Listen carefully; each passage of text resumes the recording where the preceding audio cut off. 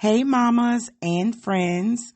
Welcome back to the Didn't I Tell You podcast, a suggestions podcast for moms with me, your sister friend and fellow mom, Shar. Today's episode is all about community and helping us to get back to a place where we actually allow the village to help us rear our children. Didn't I tell you podcast?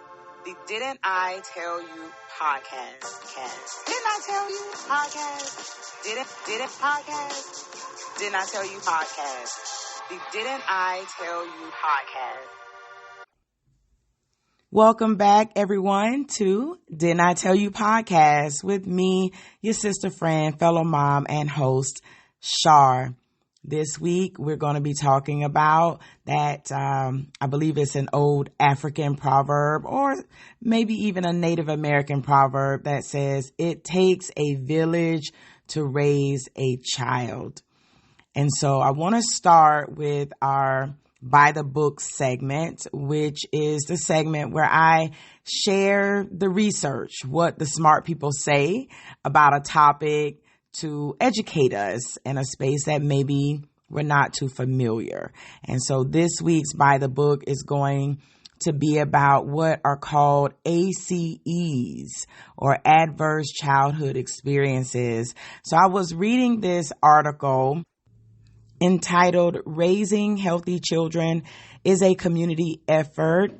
It is on smartstart.org, written by NCPC board member and pediatrician Khadijah Tribbley Reed. And in the article, I saw the term ACE.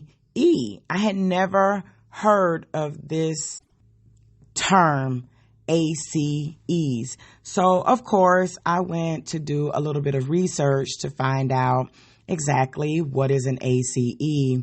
And on the Iowa State University Digital Press Parenting and Family Diversity Issues section, there's an explanation, and it reads, the term Adverse Childhood Experiences, or ACEs, is defined as a traumatic experience that happens to someone before the age of 18 years that the person recalls as an adult.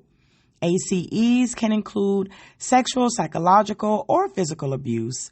ACEs have been linked to premature death and various health conditions and risks. Several studies have shown that ACEs are associated with health-related risk factors such as substance abuse, risky sexual behavior, obesity, cardiovascular disease, cancer, and diabetes. Having multiple ACEs is an important risk factor for several unfavorable health conditions, including early death.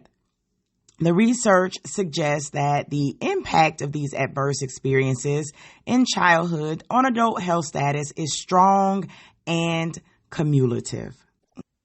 Best practice recommendations for preventing ACEs entail reducing child abuse and neglect by strengthening economic supports to families, supporting parents via education about positive parenting techniques, providing high-quality care and education immediately following a child's birth, improving parenting skills to enhance healthy child development and well-being, and providing early interventions to reduce adverse effects to prevent future risks.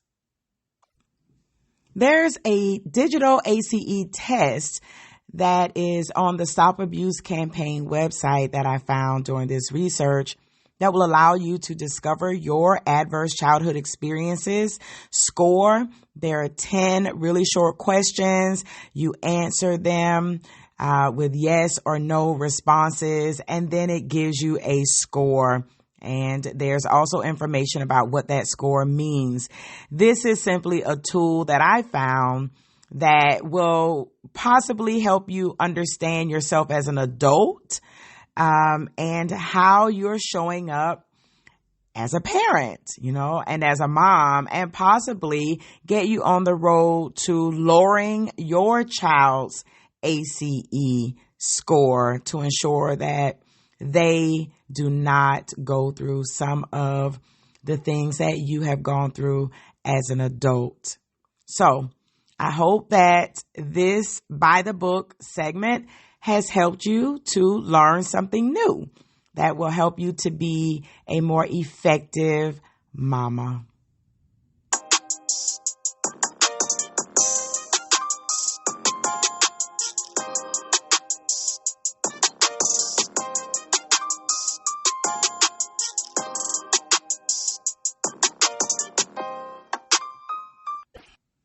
It's time for the What Would You Do segment. And this week in our Didn't I Tell You podcast Facebook group community, I shared a Instagram reel of a little girl whose aunt is a speech therapist, and the little girl is 3 years old and she has a pacifier addiction.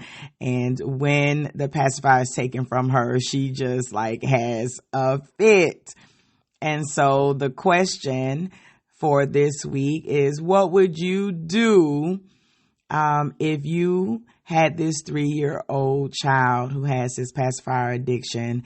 Do you A, take away the binky, or B, leave the binky alone? Now, I'm not sure if this would classify as an ACE, an adverse childhood experience, but for some kids, this is actually pretty traumatic. So our answers, we've got 2 responses this week. One coming from Miss Tammy Polk. She says, A, neither of my girls had one being a binky, past 9 months old. And Tamika Simmons said, A, take the binky away. So listen, you all can get in on the What Would You Do question of the week by becoming members of the Did Not Tell You podcast Facebook group online. And every week the WWYD question is posed. All you have to do is comment with your answer, and you too can hear your response here on the Didn't I Tell You podcast. So thank you, ladies, for participating this week. I appreciate you.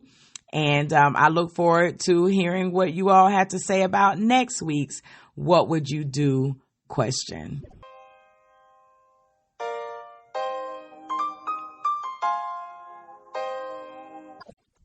Now it's time for the Shar Says segment. And this is the time where I share my own thoughts and opinions. Sometimes I give suggestions about a topic that is weighing on my heart, mind, soul. And I always say, chew up the meat and spit out the bone, mama. Take what works for you and spit out the pieces that don't. And this week, I want to talk about community. I want to talk about moms getting to a place where we can get back to allowing other people to help us with the rearing of our children. People beyond you, mama, and even daddy, and venturing out into allowing aunties and uncles and grandparents and beyond family members, allowing teachers and mentors and neighbors even to help us with our children. When I think about those adverse childhood experiences that I talked about at the beginning of this episode, and the community, it just makes sense that involving community in the rearing of our children can help to reduce the effects of adverse situations in our children's lives. Many of us are single parents. Many of us are, divorced parents, or we're co-parenting, right? And we need help. Even those who are in 2-parent households, you're still going to need the help of other people when it comes to rearing your children. I remember when my mom was going through her own issues as a single parent and dealing with addiction, there were neighbors who helped us out. I remember a woman who lived next door to us who would make sure that we had a good meal. She would invite us over to eat. If my mom wasn't home, she would, make sure we got in the house okay. And she would sort of look after us. It wasn't something that my mother asked her to do, but it was something that she saw the need to do, and therefore she did it, and my mother allowed it. I remember a time when I was married and my boys were really small, and one of the twins, I believe he had to be almost 2 years old or right at 2 years old. And we were all at home, sick, me and the children. Their dad was at work, and we were on the couch taking a nap. And when I awakened from the nap, I noticed that one of the boys was making some noises, and I start paying attention. I'm looking at him, and then he starts to foam at the mouth. I'm calling 911 now at this point, and I'm frantic, and he was having what's called a febrile seizure. So mind you, I'm at home with multiple children at this point. One of them is having a seizure. I've never seen this happen before. Don't know what to do. The ambulance gets there, and it's time to take this little one to the hospital. And I, of course, have to ride with them, but I have these other children that are also, I got his twin who's also, at the same age, and my other young ones. And I believe I had my newborn there as well. Guess what? The neighbors came across the street when they saw the ambulance. They knew that I had these small children. And while I'm trying to deal with the one that's sick, the neighbors are like, we will stay here with the other little ones, and, we'll make sure that, we're with them until dad gets home. And listen, my neighbors took control of a situation where I needed people there with me. I needed people who would help me. I needed to be able to trust that my children would be okay with these people while I was in the ambulance with, another child. I needed those people to help me in that moment. And so when you look at your situation today in 2022, you have to ask yourself, would you be willing to allow your neighbors to help you? Do you know your neighbors well enough to allow your neighbors to help you? Right? I was reading a post in one of my Facebook groups. Well, it's not my group, but it's a group that I'm in. And I saw this post where a young mom was saying she was not going to let the children's father's sister or the children's auntie keep them, babysit them, because she said she had been to the woman's house one time and it was dirty and the lady wears shoes in the house and all this other stuff. And so she was like, she's not letting her children go over there. And I just thought to myself, my goodness, you went to this woman's house one time, and in one visit, you had determined that her house is too nasty. She's too nasty to let your kids go over. And the idea of someone wearing shoes in the house is a no-go. And in the comments under this post, there were other moms who were like, I'm just not going to let my children go to people's house who wear shoes in the house. And I just thought to myself, oh my goodness. You are so limiting your help. You know what I'm saying? When you get into situations where you need other people's help, things like wearing shoes in the house just become trivial. And I don't want to minimize anyone's beliefs and cleanliness or anything like that. What I want to do is shed some light on the fact that We all need the help of other people. And sometimes we're going to need them in emergency situations. Sometimes it may not be an emergency, but you may need self-care, mom. You may need a break. In these same groups, I see moms who are talking about how stressed they are and how much they don't have help and they just need some downtime and they just wish someone would, babysit and things of that nature. But at the same time, there are all of these stringent rules that we expect other people to live by in their spaces before we allow them to help with our children. Today, I just want to shed a little bit of light on this and maybe get you to thinking about your community, about your village, and about why people don't want to help. Maybe it's time to start thinking about maybe you want to choose your village a little bit more wisely so that you can actually trust the people in it. Sometimes when we are thinking about where we want to live, our focus is more on the house and what the house looks like and what's included in the house versus what the community is going to be like, where the house is going to be positioned.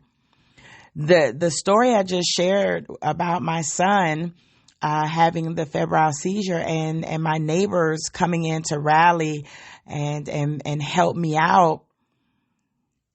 We were able to have that type of situation because I knew my neighbors. Our children were the first babies on that street when we moved into that house. So those people knew our kids. They knew us. We spoke to them. We stood out on the porch and talked to them. They knew us. We knew them. They knew our babies. We knew their children, their older children. So it was not even an issue of whether or not I could trust that these people would do right by my kids while I was having to go and take care of another child. So today I want to ask you, do you take time to choose the village wisely? And what are your prerequisites? Is it whether or not they wear shoes in the house? If that's what you want, I'm not saying that you can't have that. It's just that you're going to be limited on who can help you when you need them to help you. Let the village in to your family. Children need to learn how to react to different people, different people's opinions, different people's lifestyles and situations. If you only want your kids to interact with people who do things exactly how you do things, I believe that we set them up for failure in the future because they're going to have to learn to deal with people who don't think like you, who don't live like you, who don't do things like you. I remember when my husband and I decided we would divorce, we had to have a conversation with our children to say, listen, Dad does things differently in his new space than Mom does and hers. And so when you go to your dad's, if there's something that's going on that is hurting you physically, sexually, emotionally, psychologically, yes, we'll talk about those things. Come home. Of course, you share those things with Mom. But you know what? There are things that your dad's going to do in his house that don't hurt you, that Mom can't control. And you're going to have to learn how to visit your father in his space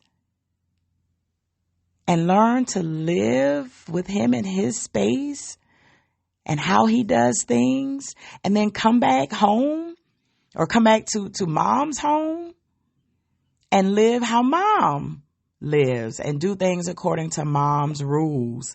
It helps our children to be able to understand that people are different, people live differently, and be able to maneuver in different spaces.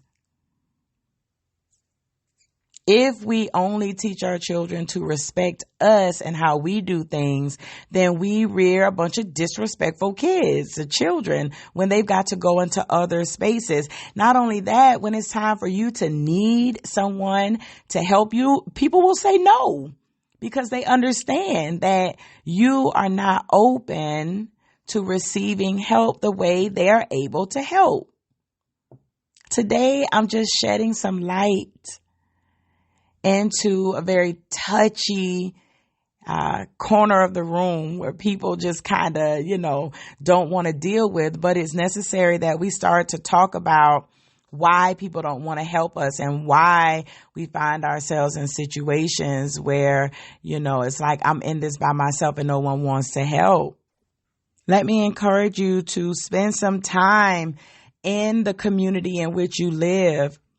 How in the world can we expect to begin to trust people around our children and embrace other people into our own spaces if we don't ever spend any time in the communities in which we live? I mean, ask yourself, when's the last time you participated in a community event that was going on where you live?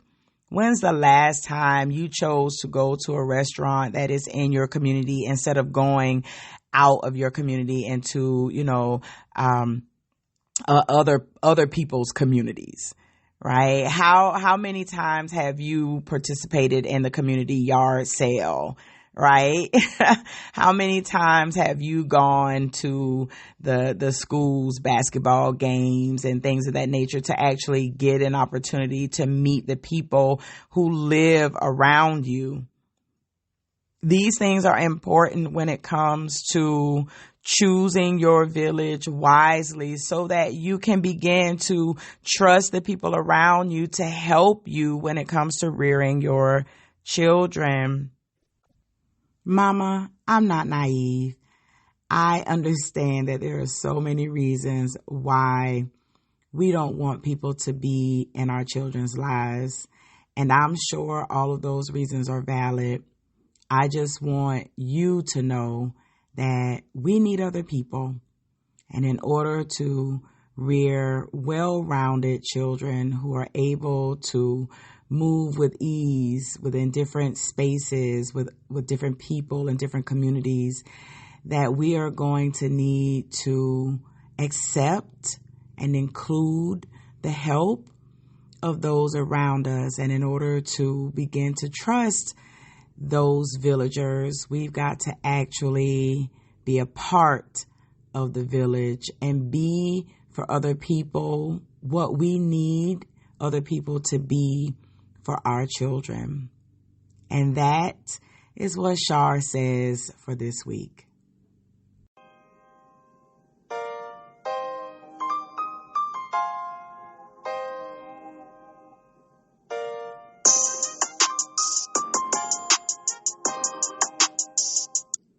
This week's segment of From the Mouths of Babes is going to come from one of my four babes, Kevon, who's going to share his thoughts about the village or the community being a part of rearing children.